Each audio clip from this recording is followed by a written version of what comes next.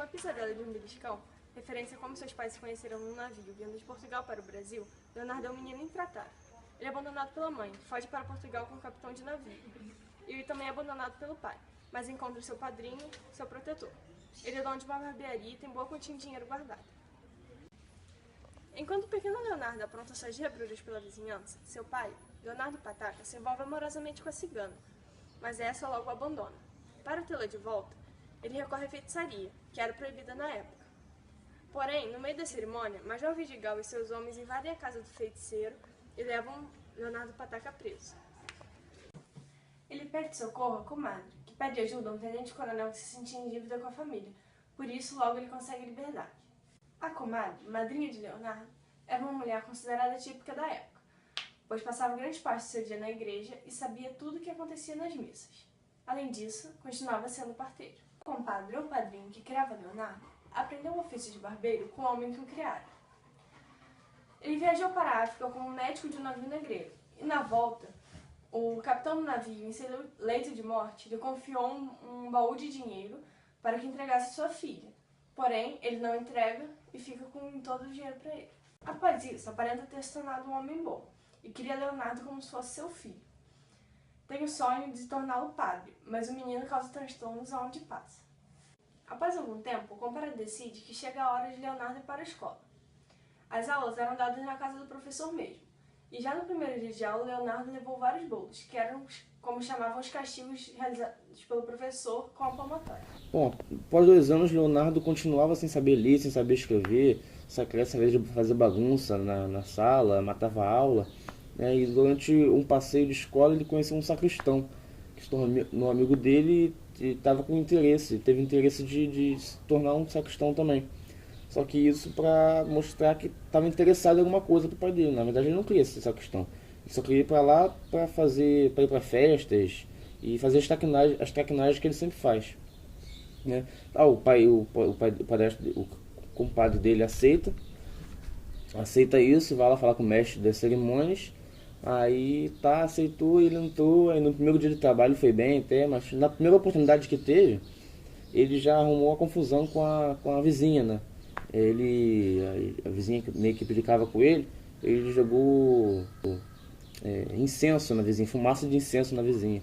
Aí no dia seguinte a vizinha foi lá reclamar, né, com o mestre, e aí repreendeu os garotos, né, e ele também. Aí, como vingança, né, como o Leonardo sabia que o padre visitava a cabana da cigana, a mesma que o Leonardo era apaixonado, ele foi lá na cabana, né, com os outros sacristãos lá, os 2 sacristãos foram lá, e falaram para a cigana que o sermão, né, que no dia ia ter um sermão, que o sermão iria ser atrasado em 1 hora. Aí o padre foi lá, a cigana falou isso para ele. Aí quando o mestre de cerimônia chegou no local onde estava ocorrendo o sermão, já tinha começado sem ele, chegou muito revoltado e foi logo repreender os sacristãos, né, os meninos. E esse foi meio que o estopim para ele ser expulso e não ser mais sacristão. O Leonardo, né, ele tava com isso tudo, ele tava muito transtornado. Pô, como é que pode um padre, né, namorar a cigana, sou apaixonado por ela? Aí ele foi lá conversar com a cigana. Pô, isso é um pecado muito grave que você está fazendo namorando um padre. Aí ela nem ligou muito para isso, né? Aí ele, como vingança, né, muito vingativo, ele contratou o Chico Juca para ir no aniversário da cigana, a fim de arrumar confusão com o mestre de cerimônias. Aí durante a festa, né, o Chico Juca estava lá querendo arrumar confusão, aí ele viu o Vidigal. É muito durão o Vidigal, né? Aí logo foi embora o Chico Juca. Só que o que aconteceu? O Vidigal encontrou o padre e repreendeu os sacristãos, né, os meninos. E um dos argumentos foi que o Leonardo disse que teve lá na cabana da cigana. E esse foi meio que o estopim para ele ser expulso e não ser mais sacristão. O Leonardo, né, ele tava com isso tudo, ele tava muito transtornado. Pô, como é que pode um padre, né, namorar a cigana, sou apaixonado por ela? Aí ele foi lá conversar com a cigana. Pô, isso é um pecado muito grave que você está fazendo namorando um padre, aí ela nem ligou muito pra isso, né? Aí ele, pô, como vingança, né, muito vingativo, ele contratou o Chico Juca. Então, como o padre está na casa de guarda, né? O Leonardo ele volta com a cigana, volta com a cigana, só que a sua comadre, né, conta isso, pede para ficar com a sua sobrinha, né? Aí na outra parte do livro o narrador conta, né, sobre as possessões, né, sobre as passeatas, né, naquela época do Espírito Santo, né? Tá uma semana antes do Espírito Santo, fala muito sobre isso, né? Que o contexto desse texto fala muito sobre isso, né? As baianas. Aí no meio da história aparece a figura da Dona Maria, que é uma velhinha, né? Uma senhora que era de muito bom coração e só tem um único vício dela, que são as demandas. Após muitas visitas, né? O compadre do Leonardo, após muitas visitas na casa da Dona Maria, o Leonardo passa a ir junto com ele, né, nessas visitas e acaba conhecendo nossa sobrinha, né? Depois de tanto tempo visitando a Dona Maria, conhece a sobrinha, começa a ter uma relação, né, meio junto assim, né? E nessa semana, né, perto da semana do Espírito Santo, eles vão ver os fogos, né, de artifício, né? Antes era chamado fogo. Hoje em dia a gente chama de fogos, né? Aí eles vão ver lá os fogos, né? O padre vai com a Dona Maria e o Leonardo vai com, né, a chamada a Luizinha. Só que eles não ficam de mão dadas como os outros dois ficam, né? Porque eles são muito inexperientes ainda, não se conhecem direito. Aí lá nos fogos de artifício, né? A Luizinha, quando quase nunca sai de casa, ela ficou maravilhada, né? Pô, nunca saí de casa, vem aquele monte de fogos, soltando um para do outro, um negócio bonito, né? E o Leonardo, né, ao se despedir dela, né, depois acabou a queima dos fogos, eles ficam muito tristes, mas depois eles, uma sensação de esperança, pois o compadre e a Dona Maria falavam que eles iam voltar, se visitar, ou seja, eles também iriam se visitar, né, conversar, ficar juntos muito tempo. Bom, Léo, né, estava apaixonado, né, por Luizinha, só que ela do nada assim resolveu dar um tempo para ele. Eles pararam muito de conversar e ela não estava dando muita atenção para ele, não estava ligando para ele. E até que um dia surge o José Manuel, né, como visitante lá na casa da Dona Maria. Ele era uma pessoa muito fofoqueira e começou a se aproximar muito, né, da Luizinha.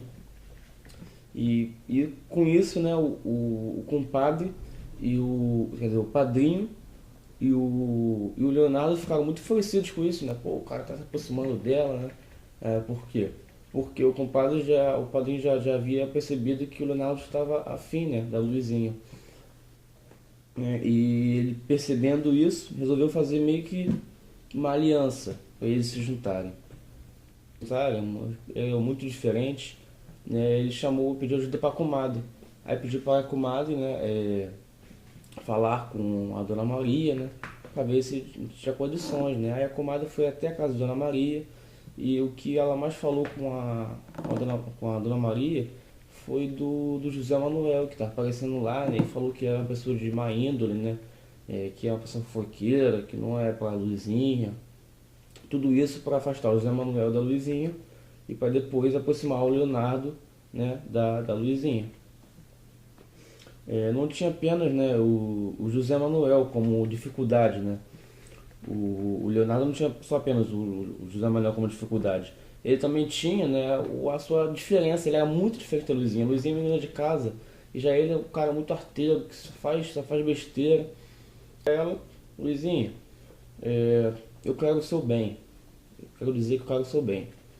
Aí ela dá as costas, vai andando e apesar de parecer negativo, né, o que acontece entre os dois, esse ato, ele acha que foi muito positivo pela expressão do rosto dela. Falou que achou que foi uma expressão muito, muito positiva, né? E nessa outra parte desse capítulo, né, conta da Chiquinha, que ela é sobrinha da comadre, e ela fora casada, né, com o Leonardo Pataca. E ela estava grávida e teve um filho, que foi filho não, filha na verdade, foi uma menina, né? Foi uma menina que parecia ser muito diferente do Leonardo, né, o filho. Parecia ser calma e por isso o Leonardo Pataca ficou muito feliz com isso. Comadre, querendo prejudicar José Manuel, conta para Dona Maria que ele tinha sido sequestrador da menina na porta da igreja. Dona Maria acreditou no que a comadre havia lhe contado e percebeu que precisava proteger Luizinha, pois ela poderia ser o próximo alvo de José Manuel. A partir daí, José Manuel começou a investigar para saber quem havia causado a intriga. Os mestres das rezas eram normalmente cegos que costumavam ensinar as crianças a rezar. Eles ficaram encarregados de descobrir para José Manuel quem tinha feito a intriga. Durante todos esses acontecimentos, o compadre adoece e morre. Deixa como herdeiro Leonardo, que não se dá bem com a sua madrasta, Chiquinha. Leonardo foge de casa e então ele encontra seu amigo, Sacristão da Fé. E a partir daí, ele se apaixona por Vidinha, uma mulata de 20 anos. Leonardo conheceu a família que estava com seu amigo e a partir daí fez novas amizades. A essa altura, Leonardo já havia esquecido Luizinha, estando assim com seus olhos voltados para Vidinha.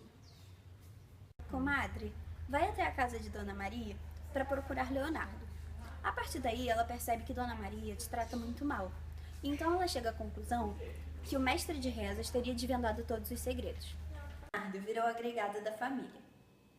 E gostando muito de Vidinha, os irmãos começaram a perceber isso e se uniram contra ele. Leonardo e Vidinha continuaram se aproximando, até que um dia Major Vidigal chega e diz que vai levá-lo preso por simplesmente ele não fazer nada. O próximo capítulo narra o casamento entre Luizinha e José Manuel. Luizinha aceita se casar com indiferença e acontece a festa. Começa a se concentrar em personagens que estavam meio esquecidos, como a Luizinha e a Dona Maria. Fala um pouquinho da vida delas, como tá. Fala um pouquinho do casamento infeliz que Luizinha está tendo com José Manuel, dos maus tratos dele em relação a ela. E acabando isso, volta a atenção à comadre, que de novo, né, vai à casa do Vidigal para tentar interceder no futuro de Leonardo. Só que o Vidigal é inflexível novamente e fala que não vai liberar, e ainda fala que o Leonardo vai receber chibatadas. No desespero, a comadre vai à casa de Dona Maria e pede ajuda para ela, pergunta o que ela pode fazer, e Dona Maria fala que tem uma amiga que poderia ajudar ela, chamada Maria Regalada. E as duas vão à casa dessa moça para tentar pedir ajuda. Essa moça seria a resolução do caso, porque o Vidigal era apaixonado por ela, então ela poderia conseguir convencê-lo. Então elas vão à casa da moça e ela aceita, depois delas conversarem bastante, ela aceita atuar. Vão as três na casa do Vidigal, e no começo o Vidigal não deixa ainda, meio desconcertado, mas não deixa. E após a Maria Regalada falar alguma coisa no ouvido do Vidigal, ele aceita na hora liberar Leonardo. Assim acaba a conversa e vão as três felizes para casa delas. Chegando em casa, a Dona Maria descobre que o José Manuel, marido da Luizinha, tinha sofrido de um ataque e que um pouquinho de tempo depois morreu. Todos vão ao velório, Luizinha chora, mas não tanto de tristeza por seu marido, porque ela realmente não gostava dele, por ele maltratar ela. E acabando o velório, chega Leonardo. Para surpresa das pessoas, chega Leonardo, agora com farda de sargento. Tinha sido liberado pelo Vidigal. Como Leonardo e Luizinha já eram antigos amores, eles conversam a noite inteira e após algum tempo começam a namorar. E Dona Maria sente uma vontade grande de poder casar a Luizinha com Leonardo. Só que tinha um problema. Leonardo era um sargento, e sargento não poderia se casar. Então, para tentar resolver de novo, elas vão atrás de Maria Regalada. A dona Maria com mais vão atrás de Maria Regalada para tentar resolver o problema. Chegando em Maria Regalada, elas descobrem que ela estava junto com o Vidigal. Morando junto com o Vidigal. Isso tinha sido o que ela falou no ouvido do Vidigal na hora de pedir para Leonardo ser liberado. Que ela moraria com ele, e essa foi a promessa dela para ele, o que fez ele liberar Leonardo.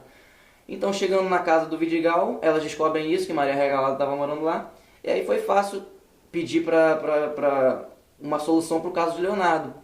O Vidigal resolve o caso tornando o Leonardo um sargento de milícias. E aí do sargento de milícias sai o nome do livro. E esse é o fim da história. Vidinha, quando chega em casa, após a discussão com a moça, dá conta da falta de Leonardo. E começa a procurar em todos os lugares e tal. Passam alguns dias procurando, preocupados, mas depois percebe que isso era poderia ser uma fuga de Leonardo, poderiam ter ido embora, ele poderia ter ido embora, e isso foi uma falta de respeito dele, uma falta de gratidão. E ao mesmo tempo que isso acontece, Vidinha começa a paquerar o Toma Largura, o marido da ex-amante de Leonardo. E assim, Toma Largura começa a frequentar a casa de Vidinha, e um dia a família resolve fazer uma patuscada para conhecer melhor o homem e tal. Só que o homem era muito fraco para bebida e acaba bebendo demais. O Vidigal, sabendo disso, resolve mandar um granadeiro para segurar o homem, para conseguir contê-lo. E para surpresa de todo mundo, esse homem era o Leonardo. Eles levam o Toma Largura. Leonardo pensa em se vingar, porém nada de muito interessante ele faz. E após isso começa a contar histórias em que Leonardo como um granadeiro, como uma vez que ele queria aproveitar uma festa e resolveu armar para o Vidigal. Depois disso o Vidigal, todos começaram a brincar com o Leonardo, a fazer ele de chacota. Mas após isso teve um episódio interessante em que Leonardo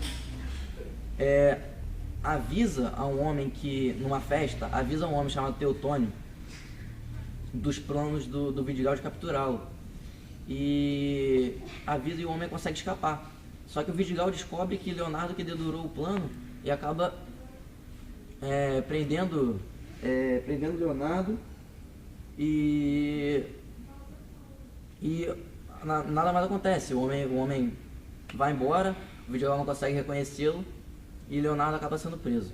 O livro Memórias Sargento de Milícias é considerado um romance de transição, pois ele não é da escola literária romantismo e nem do realismo. Ele fica entre as duas escolas literárias.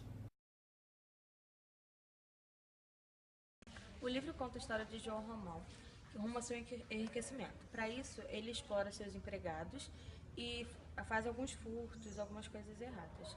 Ele é dono do cortiço e tem sua amante, a Bertoleza, que é sua empregada também. Ele explora ela de domingo a domingo, ela trabalha sem descanso. João Romão tem uma oposição que chega à cidade do Rio de Janeiro, que é o Miranda. Miranda, ele tem dinheiro e João Romão fica meio ofendido, meio ameaçado com isso. Até que um dia Miranda recebe o título de barão. E João Romão pensa que não é preciso ter só muito dinheiro, mas também precisa ter classe, precisa ir a teatros, ler romances, entre outras coisas.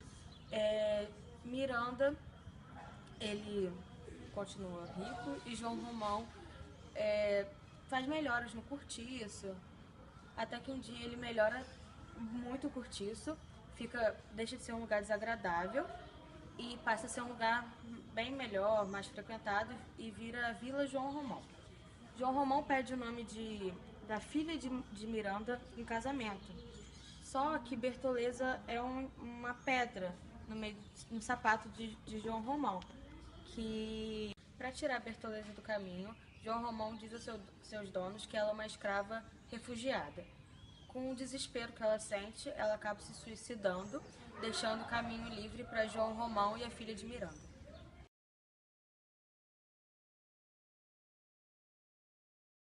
Tanto em O Cortiço quanto em Memórias do Sargento de Milícias são narrados em terceira pessoa onisciente.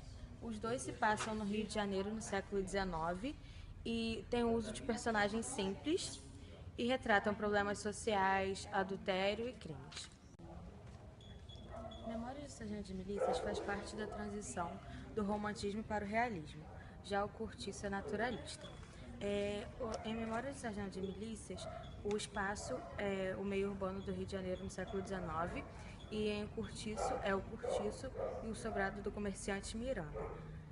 Sargento de Milícias começa com Era no tempo do rei, e em O Cortiço a história é linear, tem começo, meio e desfecho da narrativa.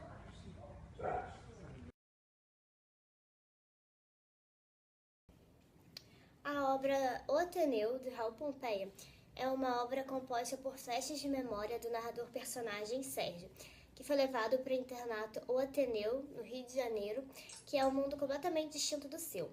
Lá ele faz amizades fora do convencional e começa a refletir sobre sua vida, sobre o jeito que ele leva a sua vida. O Ateneu foi escrito em primeira pessoa pelo narrador-personagem Sérgio. E ele é dividido em dois espaços, o espaço dentro do colégio e o espaço fora do colégio. E o seu tempo também é dividido em dois. Ele foi dividido no tempo psicológico e no tempo vivido. O tempo psicológico foi o tempo que foi baseado nas suas memórias. E o tempo vivido foi o tempo que realmente aconteceu dentro do colégio ou Ateneu.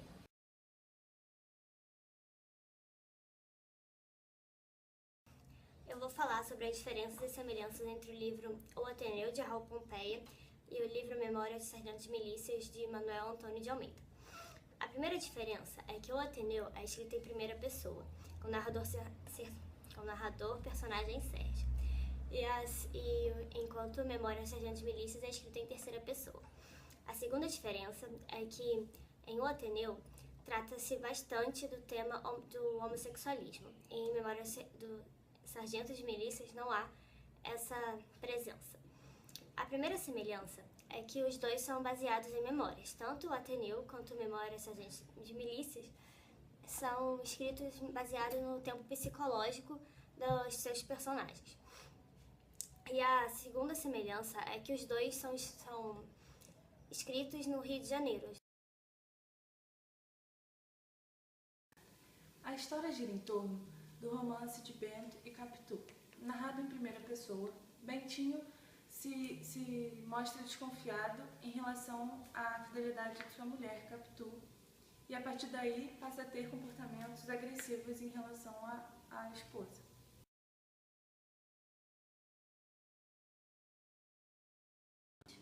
Eu vou falar sobre as diferenças e semelhanças das duas obras, Dom Casmurro, de Machado de Assis, e de Memórias de Sargento de Milícias, de Manuel Antônio de Almeida. Dom Casmurro relaciona-se com Memórias de Sargento de Milícias por também destoar de sua estética, o realismo. A obra de Machado de Assis, ela questiona a possibilidade do alcance da verdade, que seria uma marca realista. A obra é de transição, porque é como uma passagem do romantismo para o realismo. Outra semelhança também é o tempo. O tempo das duas narrativas é psicológico, tanto em Dom Casmurro quanto em Memórias de Sargento de Milícias. Uma diferença. Dom Casmurro é escrito em primeira pessoa e Memórias de Sargento de Milícias é escrito em terceira pessoa onisciente.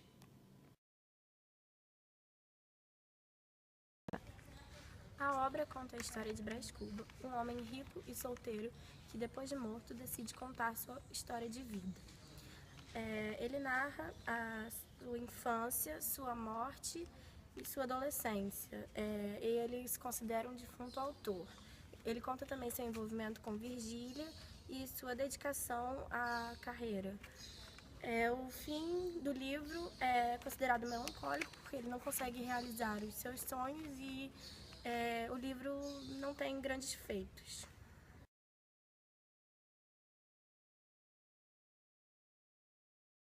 Uma das semelhanças presentes entre livros Memórias Póstumas de Brás Cubas e Memórias de um Sargento de Milícia é o sentimentalismo exagerado, a presença de verossimilhança. Nas duas obras há a presença de memórias, ou seja, indicam ações que ocorreram no passado. Contar as diferenças entre Memórias Póstumas de Brás Cubas e Memórias de um Sargento de Milícia. A primeira diferença é em relação à narração. Memórias Póstumas de Brás Cubas é narrado em primeira pessoa pelo defunto autor. E Memórias de um Sargento de Milícias não é narrado pelo personagem Leonardo, é um narrador onisciente em terceira pessoa. Memórias de um Sargento de Milícias é considerado um romance de transição, pois é a passagem do romantismo para o realismo. Já Memórias Póstumas de Brás Cubas é um romance realista de Machado de Assis. A última diferença é o final das duas histórias. Enquanto Memórias de um Sargento de Milícias possui um final feliz, Memórias Póstumas de Brás Cubas possui um final melancólico, sem grandes feitos, sem realizações do personagem. O Mulato, de Aloysio de Azevedo, aponta vícios de linguagem no Nordeste brasileiro. Foi uma crítica à hipocrisia da vida provinciana de São Luís. Apresenta anticlericanismo, que mostra que o cônego Diogo era devasso, mentiroso, assassino, e denuncia o preconceito e também aborda o aspecto social. Aborda o amor de Ana Rosa e Raimundo, que era um amor carnal, e que o mulato não era tão inocente assim, ele tinha má índole também, apesar de ter uma aparência física boa. O mulato foi criado a favor da abolição da escravatura e também, além de abordar aquele amor carnal, abordava a miséria, os vícios, tudo de ruim na sociedade. Memórias de Sargento de Milícias é um romance urbano que aborda também características realistas. Foi criado na época da regência e de quando a família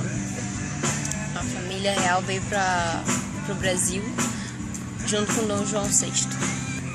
A linguagem é coloquial, sem baixo calão, que aborda a fala dos cariocas e do interior, e é a forma de um jogo social e amoroso. O narrador em terceira pessoa testemunha. Já no livro Sargento de Milícias, terceira pessoa também. Essa é uma das semelhanças. E outra semelhança é que tanto no Sargento de Milícias como no Mulato aborda o romantismo. Apesar de no Mulato ser relacionado também ao naturalismo e nos Sargentos de Milícias ser associado ao realismo.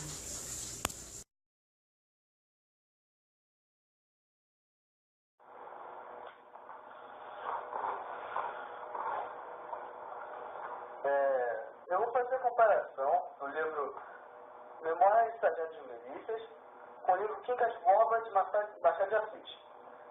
Primeiramente, Quincas Borba relaciona-se com Sargento de Milícias por também explorar sua estética, o realismo. A obra de Machado de Assis questiona a possibilidade do alcance da verdade, quando ela era a principal marca realista. O narrador de Sargento de Milícias transita da terceira para a primeira pessoa. Ele também assume uma cumplicidade de caráter metalinguístico com o leitor, o que significa um anúncio de procedimentos de Machado de Assis, autor do realismo, precedido das conversas com o leitor e nos comentários irônicos do Sargento de Milícias, ano 1854, de Manuel Antônio de Almeida, tem como personagem principal um típico malandro carioca, o Leonardinho. Mas o principal sobre este livro e sobre este personagem é entender como ele destoam da sua própria estética literária, o romantismo. Ele surgiu em um momento em que o romantismo demonstrava uma tendência ao humor. Temos uma obra ainda romântica, porém com certo caráter picaresco, presença espanhola que traz à tona uma visão divertida de determinada época. A linguagem do livro também escapa da retórica convencional do romantismo. Ele surgiu em um momento em que o romantismo demonstrava uma tendência ao humor. Leonardinho vive de subterfúgios nas frestas da sociedade. Além disso, ele não trabalha e nem tem família constituída normalmente. Apesar disso, ele apaixona-se por Luizinha e depois por Vidinha. Em ambos os casos, no entanto, enfrenta problemas para se declarar às moças, conflito frequente e nas obras românticas, que faz a propósito do que conta. O final feliz é apontado como uma das principais características românticas da obra. Apesar de Leonardo passar por inúmeras peripécias, supera todas as dificuldades, triunfa o bem e o primeiro amor. O anti-herói quase perde sua amada, mas acaba recuperando, diferente da obra realista, Quincas Borba, onde a personagem acaba em total desgraça. Sargento de Milícias diferencia-se também por ser contada em um período histórico. Toda a história acontece no período de Dom João VI, na Zona Urbana.